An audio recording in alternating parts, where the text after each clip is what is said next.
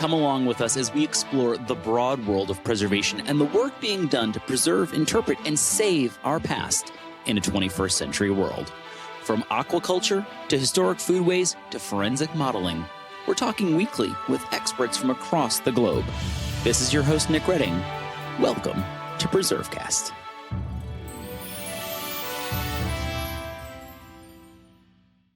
This is Nick Redding. You're listening to PreserveCast. We're so excited again to have Dr. Erica Avrami with us.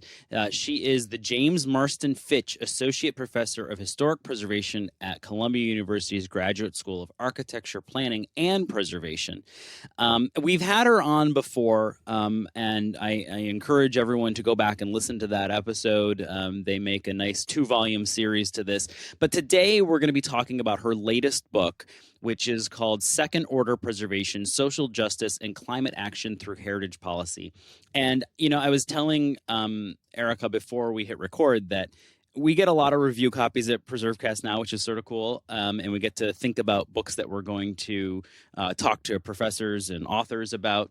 And I took this home and sort of just started paging through it and was just immediately hooked. I feel like this is something everybody in the field needs to read because as I was telling her, that I feel like it just perfectly blends the sort of the theory of preservation with the practicality of what we're seeing on the ground. And it kind of gave some words and some order to things I had been thinking about the field. And I just think it's so well done. So I'm so excited to have the chance to sit down and chat with her about this.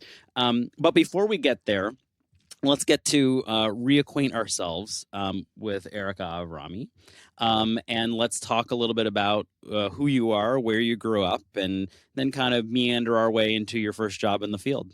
Nick, thank you so much for having me back, and thank you for those very kind words about the book. I'm really excited that it resonated with you. So, where I grew up, I mentioned in our last episode that I grew up in New Jersey, but I wasn't specific. I grew up in Morristown, New Jersey, which is a place that was originally occupied by the Lenape Native Americans, and colonial settlement happened generally around the early 1700s. It was a very important locale during the Revolutionary War, and in fact, it is the site of the very first National Historical Park. Up until the 1930s, national parks were really focused on nature as a form of heritage. And the Morristown Historical Park really recognized this integral relationship between landscapes and history by creating a national historical park. And so I think that really underpins a lot of my early understanding of preservation and recognition that the built environment is filled with stories. And I ended up in high school getting interested in architecture and getting a job at a local architecture firm. And one of the things that I had to do and help on was a proposal for affordable housing.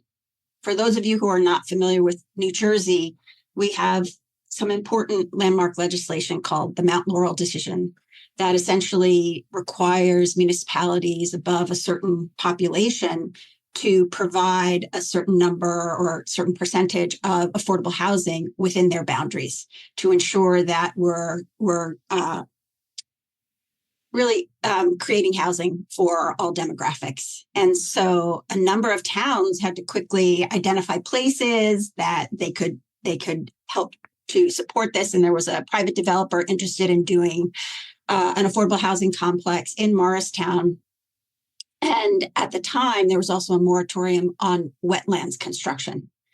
And the site had some wetlands on it. So the developer and the architect for whom I was working were looking for a waiver, a height variance waiver, to allow the building to go a little bit higher so that they didn't infringe on the wetlands. They could still provide the affordable housing. And so I was basically tasked to be an assistant to one of the engineers to help figure out how we were going to convince the planning board to allow for this. So I had to call the local fire department to find out, do you have ladders that can get up to this height of a building? would we be able to see it? We kept thinking about how we would be able to view this. We're going back to the 1980s, so it wasn't like we could suddenly do a computer-generated model of the landscape. And so the engineer said, weather balloons. And so we actually got weather balloons, went out to the site, filled them with helium, got them up, to the height of the proposed buildings, and then had the planning commission drive around to see what the vista, that view shed would be of those buildings. And I think that also was such a profound experience for me, right? To not only understand that relationship, that it's not just about an individual building, but that building in the place of a larger environment, but also the community engagement perspective of this, that we were trying to meet different goals, this affordable housing goal, and what the municipal barriers and opportunities were to making that happen, particularly given all these other legislations like the moratorium on wetland construction, et cetera. And I think that was really my first entree into this world of policy associated with the built environment. Yeah, and I mean the same thing is playing out today, everywhere, trying to balance all of these different things. We're seeing it, most people know that PreserveCast is powered by Preservation Maryland. And here in Maryland, we're seeing, these different issues play out in energy policy. How do we balance energy policy, both energy development or production, as well as energy transmission? And those are two different things. We have a proposal for what we call a large extension cord to be dragged across Maryland to power data centers in Virginia. And how do we balance that against the need for preserved open space and preserved farmland and parks? And so it's interesting when these different needs and expectations sort of bump up against each other, and how do you balance resources and what comes out? And so obviously you saw that in this first job. I'm curious, the idea of second order preservation, where did you first kind of come into this concept? Because you talk about it, and it's sort of being this theory or this working model that a lot of different industries and pursuits sort of use as a context for understanding their own work, but preservation hasn't really addressed it. Where did you kind of bump into it, and what was that sort of moment where you're like, wait a second, I think there's some implications here for our field? I borrowed it really from the business world and the area of the sciences, where this idea of second order thinking is really two-pronged. One, and the more dominant dimension of it, is to really be future oriented. If you're taking a decision as a company, as a business enterprise, and you choose to hire employees, lay off employees, purchase properties, move operations overseas, whatever it is, it's about thinking well into the future and playing out how that decision may have different implications. And it's really a form of scenario planning. If we take this decision, what could potentially happen? And seeing the range of implications that may occur. It's also backward looking. And the science field has really brought that to light, or at least the research that I did. This idea that in order to look into the future, we also have to understand how we got to this point of decision making, and structurally how we have framed our decision making processes and metrics so that we understand what is constraining our options, or what might be creating repeated injustices over time because we haven't fully acknowledged those underpinnings. And so the book in some way borrows those ideas and applies it to our field of historic preservation to look backwards and look at some of those origin stories and those foundations of policy, and to also consider what those implications are as we move into the future. Sometimes I feel like with books like this, where you're so at least for me, where you're so taken by it and you're like, wow, this is really great, is that it almost seems like common sense, but common sense that hasn't been addressed before, right? Where you're like, yes, this is obvious. How did no one else say this before or say it this way? Like, we've had a lot of conversations as a heritage and preservation community about our role in social justice and how we've impacted different places, and our role in potentially being reparative when it comes to resiliency or climate policy. But I don't think we often think about how the structures we have in place will help us or hurt us in addressing those things into the future. And so the idea of second order, it seems like a fancy dressing for something that is kind of like obvious. It's like, yes, we probably should think about the impact we're having. But I just love that you take something, and I think that that's sometimes what makes a great thesis, is like taking something that is pretty apparent and just kind of putting it in a new, fresh way that people can be like, oh, and they really can get it. And that was for me when I got into the book. And we don't have the time to go like page by page or chapter by chapter. So I encourage people to pick up a copy. We'll have a link in the show notes. You should buy it. It's worth reading. It's worth getting for your staff and having a little preservation book club. But the one thing in here not one thing, but one I wanted to start with was this idea about object focused. So and just kind of just have a chance to chat with the author about this. What we talk about as the value of preservation is not what we actually regulate. So and that's a very simplified version of the way you explain it, but talk to us in the audience about what that means and this object focused version of preservation that we have been captured by. In that second order kind of framework, that object focus idea is what I refer to as first order, right? Our first order of business is let's save this place, right? If it's threatened by development or the owner wants to demolish it or make significant changes to it, how do we ensure that this place is protected, preserved, and that it can survive across generations? And we get so focused on that. And that, in my mind, is the sort of individual object focus, that each place is so important. Each place has so many stories to tell. Each place is worth preserving so that future generations have that access. And we essentially get so focused on that work that we oftentimes lose sight of how we thread all of these places together. And I make the argument in the book that systemic change, at policy level change, doesn't happen site by site, right? We have to look at the bigger system. And the analogy that I use in the book is to public health. In many ways, we behave like healthcare professionals, doctors, nurses, practitioners, et cetera, working with patients to improve their well-being. In the same way, we as preservationists work with sites.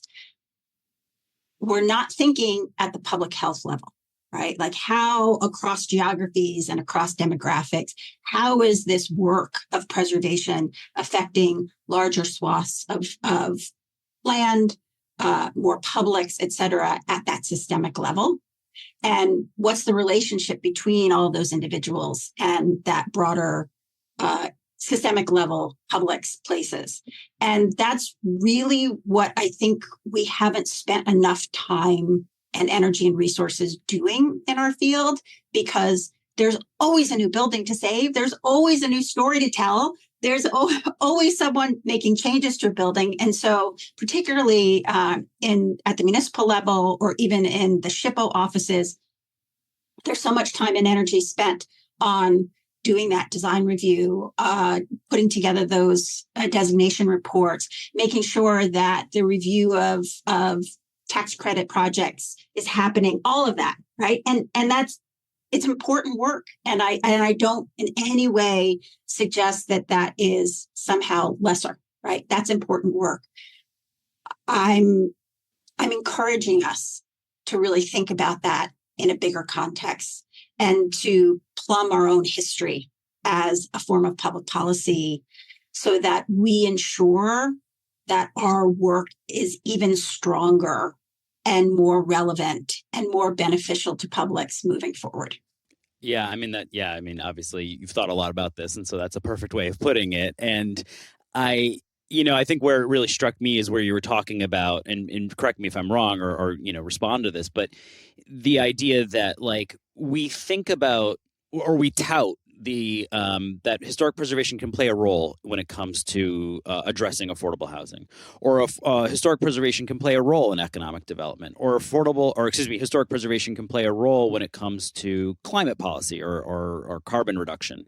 But when we landmark a building or we make decisions about its reuse, we don't incorporate any of that really into the way in which we make those decisions. And that's where, when I talk about how this book, I feel like threaded the needle between theory and practice, is where it really struck me, as I was like, oh my gosh, we're part of that, and we as an organization, and I know others in the field, certainly not alone in this, have tried to do some of that. I think there is some second order thinking. When we got into a project ourselves, we made sure that we, restricted it so that it had to be owner occupied and that it was affordable, and we sold it below market, and we tried to find the right tenants to balance it, and we listened to the community about what they wanted versus rental versus owner occupied. Like, we tried to do some of that. But just the basics and the mechanics of the system that we've inherited really looks at it that way. And so you can respond to that. I'm just curious, we've inherited that. Do you feel like we can fix that? I do think that we can fix that. And I think your point is excellent, that there are so many great efforts afoot and so many individual projects that we can point to as, yes, they were really thinking about how these economic, environmental, and other issues are integrating. So many places where they've expanded the storytelling to represent a more diverse range of histories and publics. So much great work happening site by site by site by site. But we haven't fully embraced the charge of, okay, now that we are doing this kind of work on the ground, how do we ensure that our infrastructure, our policy infrastructure, is facilitating this? Instead of having to find ways to work around the policy infrastructure to make it happen, right? And all too often we hear those stories from colleagues about, well, we wanted to designate this place, but there wasn't enough. And so we actually got it listed as a traditional cultural property because it didn't have the same kind of material integrity that we had hoped it had. And we're finding all these creative ways in which preservationists are trying to maneuver within this system to reach the really important goals of justice, of representation, of climate adaptation, for example. And I think it can be done, right? Because it's happening on the ground. We've seen in places like Newport, Charleston, they have guidelines for elevating historic buildings, right? And then we got the flood guidelines that came out of the National Park Service as well that talked about this need to elevate buildings. So that potential for change exists. We've done it. But once again, kind of getting it to a level of how do we inform or guide the treatment of an individual property to how do we look at our system, our laws, regulations, Secretary of the Interior standards, designation criteria, and shift them to facilitate this kind of work is challenging for sure. And there's a lot of fear that somehow this will undermine preservation. If we open up legislation or ordinances, somehow that will make us more vulnerable to legal challenges, for example, because some of these laws have stood in place for so long, like the New York City landmarks law, for example. But we see change happening all the time. In San Francisco, we've seen the addition of cultural districts. We see the use of historic context assessments. I mean, laws change. They can change. And part of this is, I think, as preservationists, we're so kind of ingrained to think that we are always the ones that are the underdog, that we're the ones that have to protect, and that, are the places, but also the field. And any criticism of the field or any acknowledgement that the field may not always be meeting this broad range of aspirations is somehow going to undermine our work. And I think we need to be bolder and braver than that, and more reflective, and recognize that public policy across the board, from education to the Clean Air Act, Clean Water Act, they involve processes of evaluation. How is this legislation affecting people? What are its economic impacts? What are its environmental impacts? And they still stand. So yes, in different administrations, they may get watered down or strengthened, but we have to acknowledge that that's the nature of politics and public policy, that change does occur. Yeah, and it seems to me like a couple different threads to pick up on here. And obviously the book doesn't stop there. It goes into and it kind of explores these ideas of victimizing and valorizing things, and it talks about social consequences, and it talks about environmental consequences, and really just kind of adds to this argument. And we can touch on a little bit of that. But one thing I've heard before, many times actually, is a fear that, just sort of addressing what you said about sort of this concern about change or feeling like we're the underdogs, is this fear that, well, if we open up the legislation, even to try and fix something, it could present an opportunity for someone to do something bad with it, right? Like if we start the process, someone could do something bad. It could be like a runaway convention almost, So I've heard that, which that there's arguments for and against that, obviously. And then I also wonder too, like, there's people like you in the field publishing on this kind of thing and talking about this. But when you mention like public health, or you mention these other fields and the way that they're addressing these issues, is it that we're missing like a preservation think tank?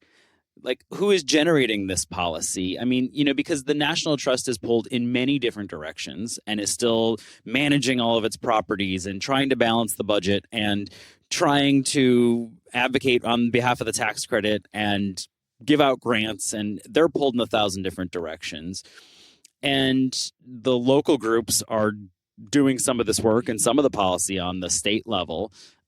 But who's just generating policy concepts and ideas for the field that are innovative and new, not just save the tax credit?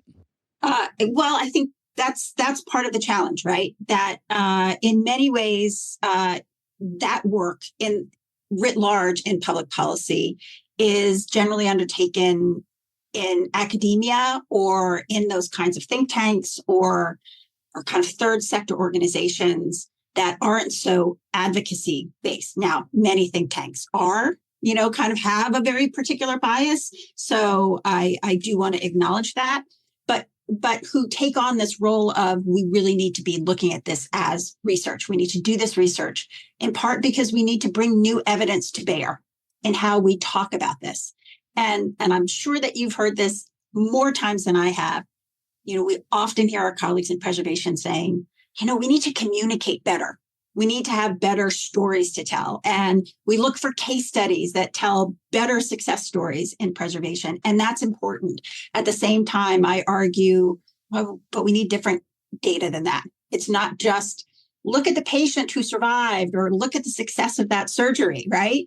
That doctors don't necessarily, use those individual cases as poster children of success. We look at this through statistics, numbers, other types of qualitative assessment. So I think we need to be thinking about data differently and, not just isolating it to a communication problem, but recognizing that it's an evidence problem. We need to do that kind of research in ways that brings forward new kinds of evidence about what preservation does, whether it's a good thing or whether it's not so good a thing, and recognizing how we really mitigate the things that aren't as good, right? We've known about gentrification challenges. in the preservation field for decades, right? It's been raised over and over. There is some research that suggests this isn't a causal relationship.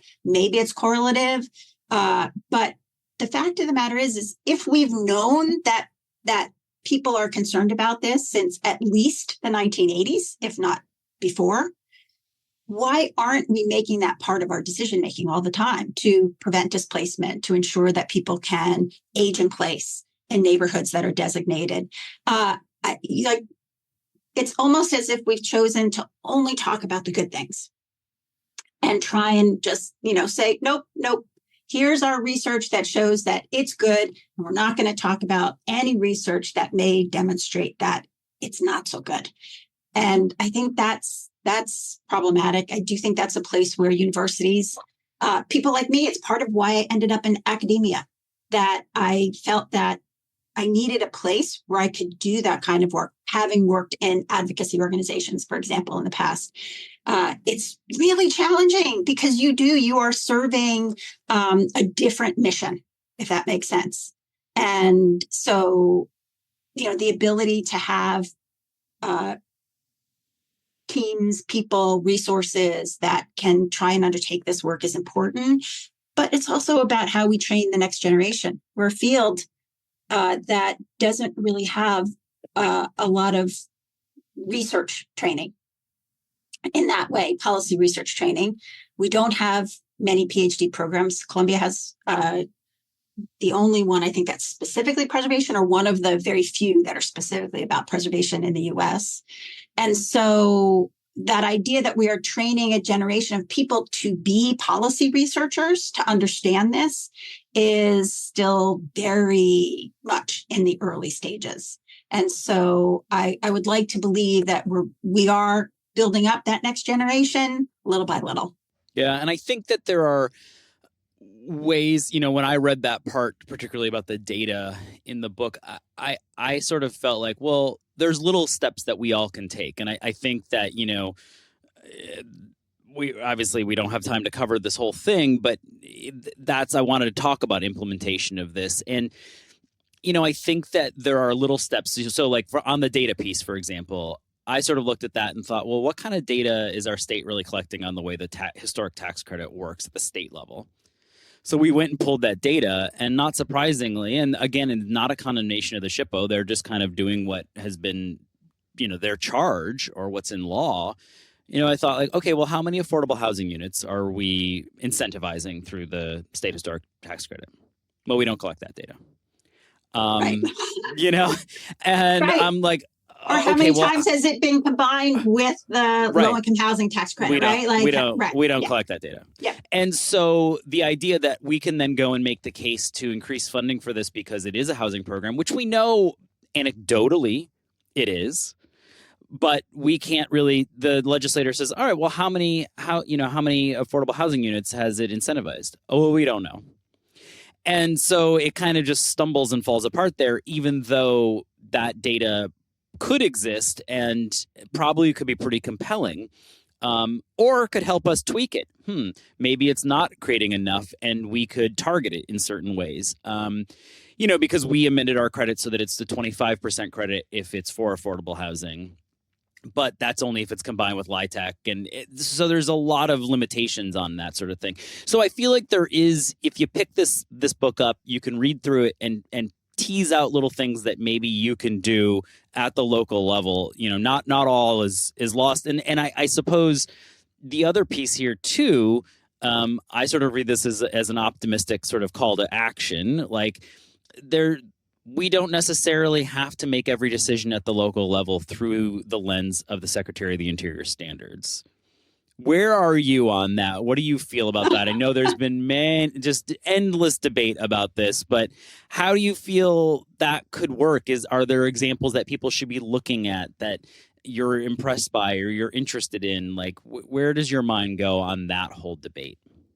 So it's challenging, right? Absolutely. In part because of the certified local government program, right? That a lot of municipalities want to be able to participate in the certified local government program under the auspices of the National Park Service, which gives them access to small grants and technical assistance at times. It better connects them with their SHPOs. And so in that sense, there are benefits to comporting with our national standards. At the same time, right? And we don't all preserve in the same way. We don't all attach to place in the same way. And different communities, especially in the context of the climate crisis, are facing different kinds of challenges. And I think the examples I gave earlier about Charleston, for example, and Newport, right? Like locally, they had to make that choice, right? There's no nationally it really hadn't emerged as much, but they said we are communities that are clearly under continued threat of flooding. We have these historic resources. And so what are we going to do to support our property owners and the importance of these historic places to our local economy? Okay, we're going to help develop guidelines so that you can elevate these buildings, recognizing that that's really a critical change to the built environment, but one that is necessary. And so I think that there is that power at the local level to make those changes without necessarily being in direct conflict. And I think part of what I discuss in the book is I do feel we've gotten to a place where the standards are being used as rules. Right there, even the way you read it, it's a binary. This is recommended, this is not recommended. And I think that's really problematic. Standards are meant to be interpreted in specific contexts. They're not meant to be so rigid. They're not rules under the legal sense. And so I do think we need to push on that. And if you particularly when you look at tax credit projects, for example, and the way the different SHPOs, and then that versus the National Park Service will interpret what is okay and what isn't okay. That's also a problem, right? That so much local trust building happens within a community or within a state to advance a project and give it the okay. And sometimes it will get to the Park Service level and find out, nope, you can't do that, or you can't do this. That's really problematic for SHPOs and municipal agencies who have vested in that relationship and trust building with developers.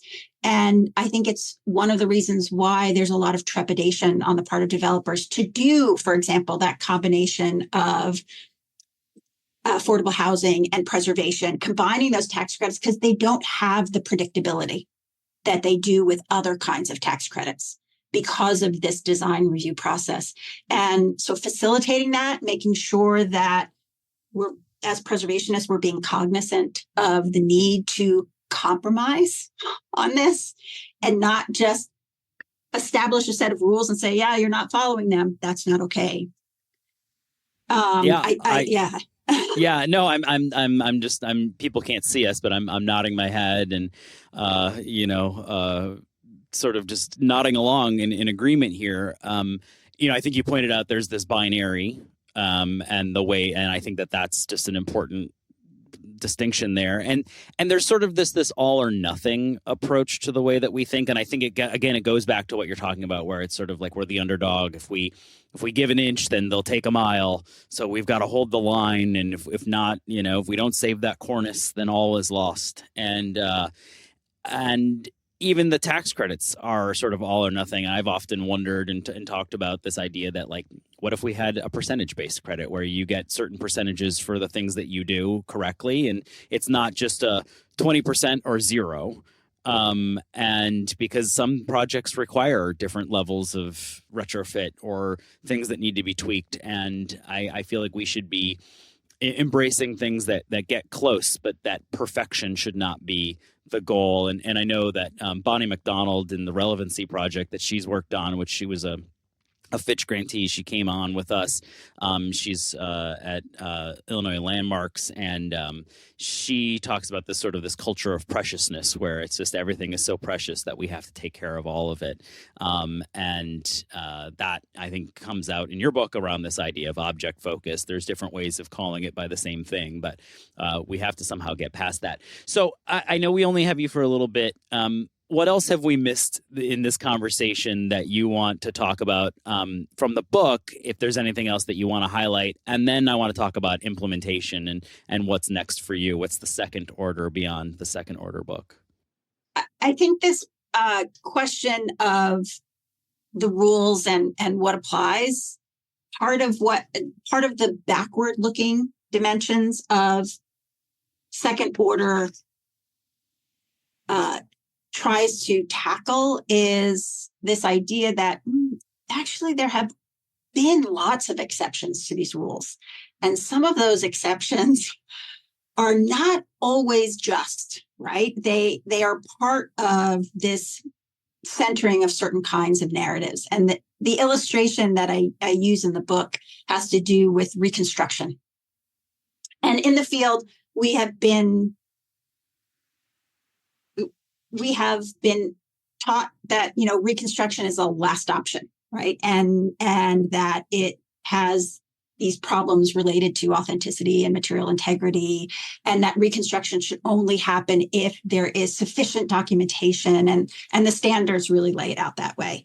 And I think we need to challenge that a bit, in part from the justice perspective, this idea that so many publics did not have access to capital to maintain their properties over time. And so material integrity may no longer be as strong as it is in neighborhoods that had access to capital, for example. And so when we apply those standards, those criteria of material integrity on these places, we're doing a double injustice, right? We're saying, yes, historically, you didn't have access to that capital, whether it was because of redlining, restricted covenants, other.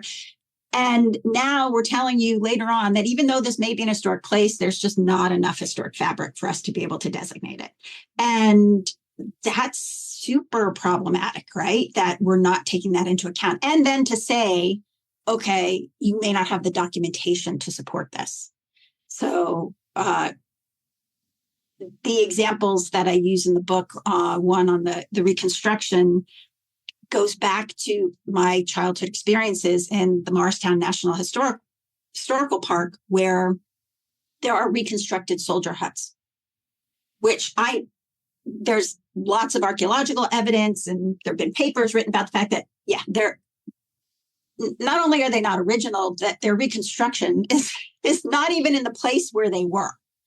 And indeed, across parks, national parks in the country, there are lots of reconstructed soldier huts. Yet, when there have been efforts to reconstruct the quarters of enslaved peoples on historic plantations, for example, Monticello, there's been a big preservation debate about, do we have enough evidence to do this? Is this okay? Is it really authentic? Is this experience going to somehow be misleading to people? And I always say to my students, well, what is more authentic, right?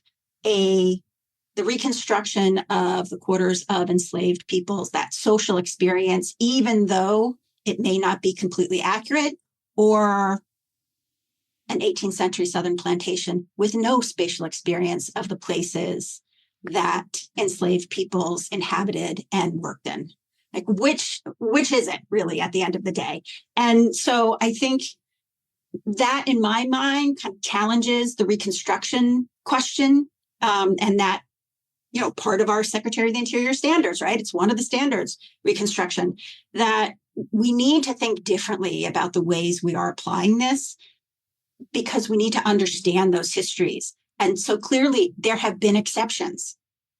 We wanted to be able to show the conditions in which these revolutionary soldiers and Civil War soldiers had to live and fight in the context of these wars, and how harsh they were, how difficult it was. But we're not so okay doing that when we're talking about people who were enslaved. And I think that we need to take a long look at how we apply those standards across the board so that we're being more just and more inclusive. Similarly, when it comes to this question of beyond Reconstruction, but when it comes to this question of whose story gets told and the material integrity part, there's another quick little illustration in the book about property that was believed to be part of the Underground Railroad in New York that was not landmarked. And again, there was this argument that not enough material survived from the period of significance. So the property had been significantly changed. There were concerns about enough evidence to demonstrate that this property actually was part of the Underground Railroad, to which I would respond, this was supposed to be a secret. This was a furtive operation. Why would there be any documentation about places being part of the Underground Railroad when people were so intent on making sure there was none? And so to apply those kinds of standards of documentation when so many populations lived in conditions of duress and subjugation and had to be so careful about not making plain or making evident these stories, these uses of places, and then to apply those kinds of standards is really problematic. And that's where I think we do have room to reinterpret these. We do have room to think historically about what these standards do over time. Well, if anyone doubted at the beginning of this conversation that they needed to pick up this book, that right there should seal the deal. Everyone is clicking buy right now because, and we have nothing to gain from this. There's no conflict here, but what you just said just resonated with me in like 50 different ways. I've seen all those things happen in my position. Well-meaning people on different ends of the spectrum doing things and trying to make rational decisions, but working within the framework that we have and not perhaps looking backward and looking forward about how those decisions are made. And Reconstruction and designation and all of that, it is happening. And I think thinking about it in a different way is always important, and that's what this book brings to the table. So how are we going to implement all of this? So we've got the policy now. We know we've looked back. We're looking forward. Is the next book going to be sort of a how-to? Because I want the how-to guide now. I'm working on that. I think the how-to is going to be much more incremental, quite honestly, in the same way that policy change oftentimes is quite incremental. I think we're going to need to see this differently. And I think we're going to need to look at it also through the lens of other forms of legislation. And to give the example, in New York City, where the what's called Local Law 97, which was the first greenhouse gas law in the country, it relates to what we call operational carbon. No exemptions for historic buildings. And indeed, also the New York City Energy Performance Code has no exemptions for locally landmark buildings. It does for National Register buildings. But that kind of legislation is emerging all across the country. In more emphasis on carbon, a lot of this is happening at the municipal level, even up to the state level. California, for example, has integrated concerns of embodied carbon into its building code, its state level building code. And I think what we're going to see is that more legislation will be affecting how we manage, adapt, and retrofit the existing built environment. And that's going to start to affect historic buildings more. We have kind of skated by on trying to get exemptions all the time, right, from energy codes and things. And I don't think that's going to fly as much anymore in this context of carbon, where we have very clear data, at least on the operational carbon side. We have less clear data on the embodied carbon side, but I do think that's a place where preservationists should be stepping up. We can't just say the greenest building is the one already built, right? The greenest building is the one already built, and which has been retrofit to reduce energy consumption and greenhouse gas emissions. Like that's the tagline on that. And Laurie Ferris, for example, who works with Architecture 2030, has said that over and over again. And so I'm really just repeating the words of others. And I think that recognizing that if we don't change, if we don't proactively change will be forced upon us by this other legislation, not so dissimilar from the Americans with Disabilities Act, right? Where preservationists actually fought to have a different standard of when you could or could not get an exemption for complying with the ADA. And I think that, justice prevailed in that one, in which the Justice Department basically said, no, like our priority is equity for people with disabilities. And so therefore we will set a different standard with regard to adverse impact. And we learned how to adapt as preservationists. We're now, have all sorts of creative ways in which we are retrofitting buildings for more accessibility. And I think we need to recognize that this is going to keep happening from an energy perspective, from a carbon perspective, and land use perspective, the elimination of single family zoning in a number of places, because we understand the justice impacts of that. That's all because new data was brought to bear. And we have to become better at that language of bringing new kinds of evidence to the table and to our work, so that we're prepared to shift our work toward justice, toward climate action, but also be prepared for potential legal challenges in the future, right? When we have that evidence, when we understand the more systemic implications of our work, we are better informed and better prepared to look at the future and also weather the legal challenges that might be ahead. Well, as I said, it's a call to action. This is a perfect place to leave the conversation. We always ask people their favorite historic place. You did that last time. What's your favorite historic place you've most recently visited? We'll give you an easy one. Actually, last time I wouldn't do it. You wouldn't do it. You wouldn't do it. All right. Well, this time I put it in. It's in this book. It's in the very first section of this book.